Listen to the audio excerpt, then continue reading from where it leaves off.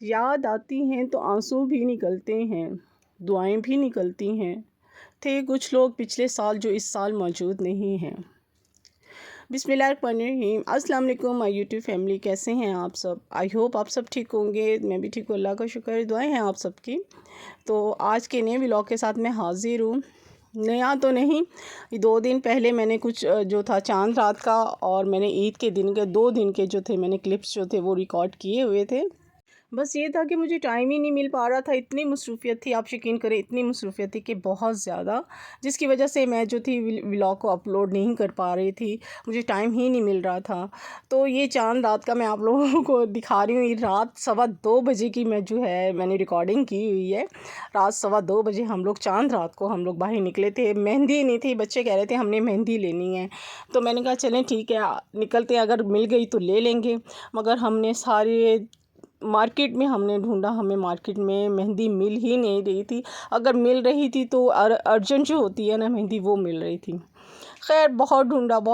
वहाँ पे एक बच्चों को जो था वो छोटी बेटी ने जो था वो खुस्सा लेना था, कह रही थी मम्मा मैंने सूट के साथ खुस्सा पहनना है।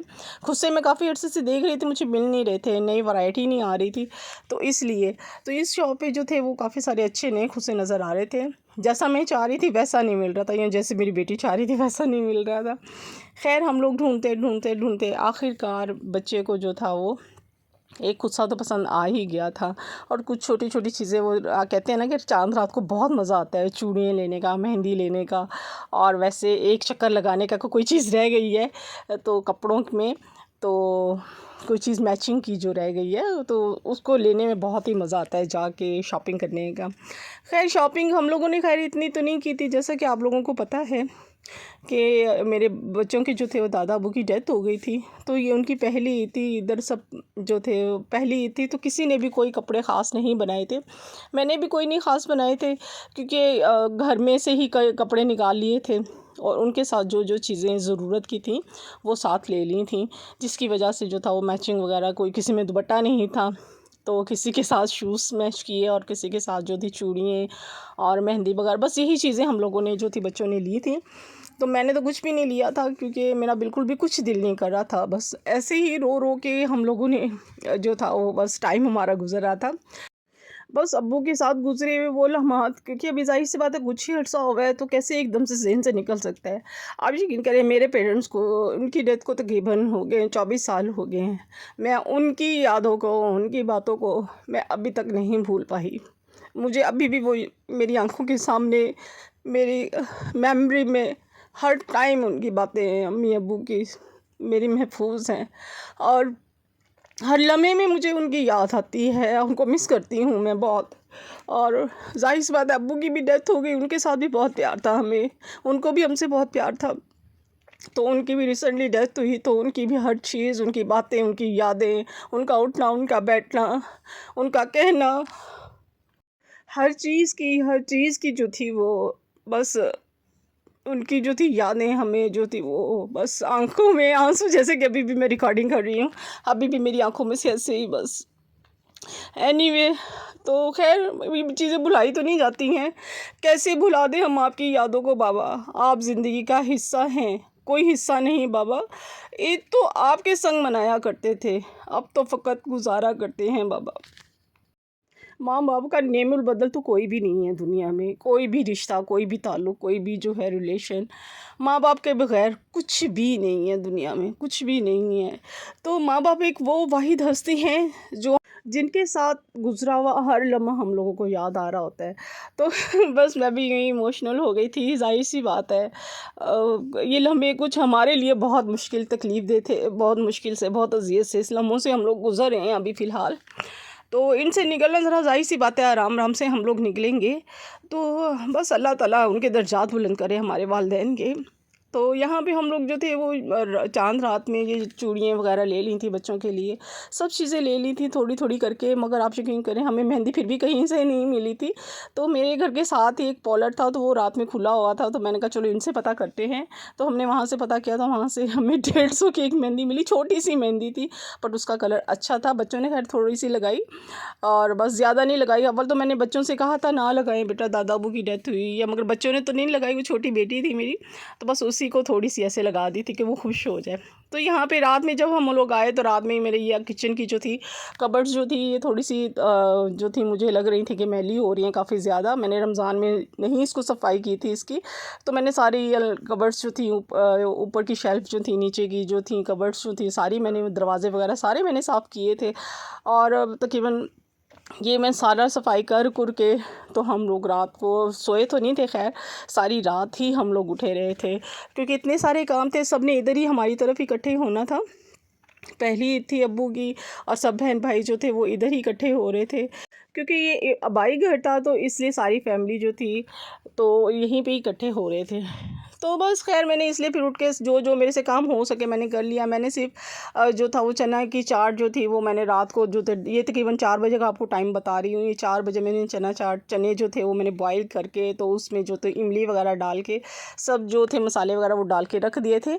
आलू जो थे वो मैंने बॉईल नहीं अभी किए थे, मैंने कहा था अभी फ़िलहाल चने जो बॉईल करके रख देती हूँ, मसाले वगैरह डाल देती हूँ, जो आलू हैं वो जो है 6 बजे के करीब बॉईल कर लूँगी। तो यहाँ पे सारी बॉटल्स वगैरह कुछ शॉप की थी, कुछ घर के लिए हम लोगों ने निकाली थी, तो शॉप के लिए भी वो रख दी थी ताकि ना सुबह ज़ाहिर सी बात है ईद का दिन था तो इसलिए वो ज़रा अच्छी सी ठंडी हो जाएंगी। ये अब मैं 6 बजे का टाइम आपको बता रही हूँ, ये 6 बजे मैंने जो थे आलू बॉईल कर लिए थे उठ के। फिर मैंने इतने सारे और भी काम थे, आप यकीन करें बहुत काम थे। बच्चों को उठा दिया था मैंने, अभी साइड पे जो थी छोटी बेटी मेरी सो रही थी सोफ़े पे, तो मैंने सारी बेडशीट वगैरह ये देखें सामने सो रही है, तो यहाँ पे मैंने बेडशीट वगैरह सारी चीज़ें जो थी वो मैंने सारी जो थी वो चेंज वगैरह कर दी थी।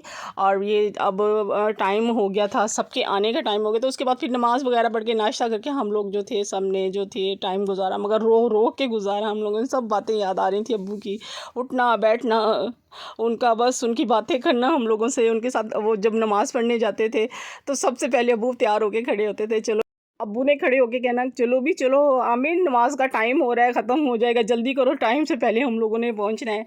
तो खैर बहुत सी बातें याद करते रहे और रोते रहे और बस बहुत ही तकलीफ़, बहुत ही बस मुश्किल वक्त था। तो यहाँ पे मेरी भी तबीयत ख़राब हो रही थी, जैसे कि अभी भी आपको लग रहा होगा कि मेरा आवाज़ जो है काफ़ी चेंज है। मुझे भी फ़ीवर इतना तेज़ हुआ था, गला मेरा इतना ख़राब था, मेरी आवाज़ भी नहीं निकल पा रही थी। शायद मैंने इसलिए भी वीडियो जो थी वो मैंने अपलोड नहीं की थी, मेरी आवाज़ ही नहीं निकल रही थी, मुझे इतनी खांसी थी। और एक्चुअली रात को मैंने थोड़ा सा पानी पी लिया था जिसकी वजह से जो था वो मुझे जो था ठंडा पानी पी लिया था, जिसकी वजह से मुझे इतना ज़ुकाम हो गया था ना, इतना ज़ुकाम हो गया था और बहुत ज़्यादा मेरी तबीयत ख़राब थी। अभी भी बहुत ज़्यादा, अभी भी मुझे 102 बुखार है इस टाइम।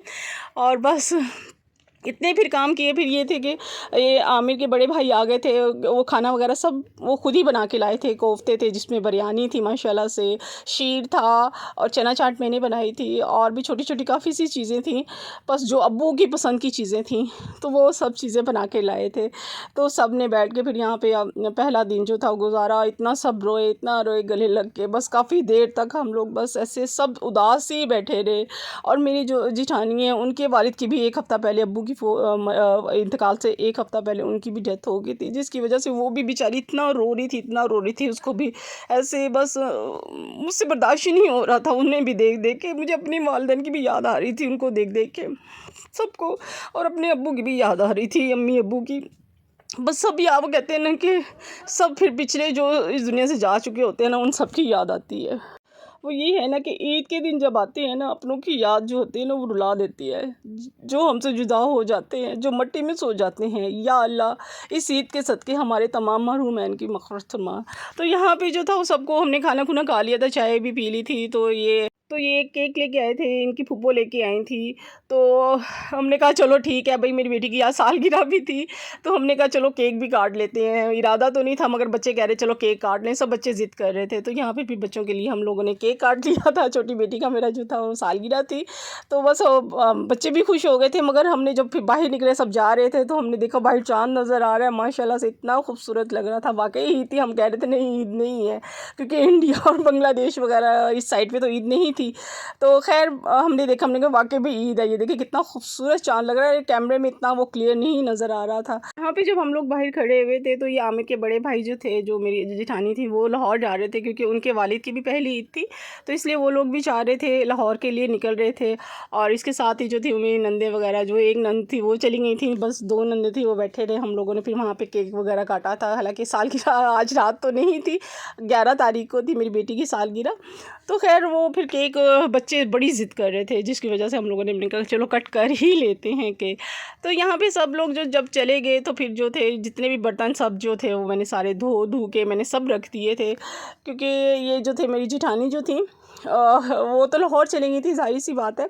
तो फिर मैंने कहा चले मैं सारे इनके बर्तन शर्तन सारे वॉश कर के जो है ना वो रख देती हूँ, ताकि वो आएँ और उनकी सारी पैकिंग वगैरह करके मैं रख दूँगी मज़ीद।